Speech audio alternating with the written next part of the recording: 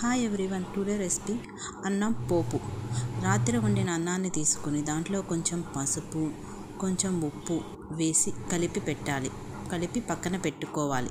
తరువాత పొయ్యి మీద బాండీ పెట్టుకొని కొంచెం ఆయిల్ వేసి కొన్ని పల్లీలు, కొన్ని పచ్చెనగపప్పు, కొన్ని ఆవాలు, కొంచెం జీలకర్ర, కొంచెం సాయిపప్పు, కొంచెం కరివేపాకు వేసుకోవాలి. తరువాత కొంచెం పచ్చిమిర్చి,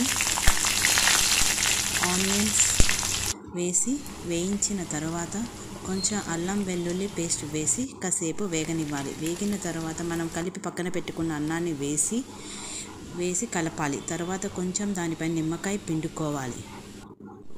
మన అన్నం పోపు రెడీ అయిపోతుంది. Please subscribe my channel.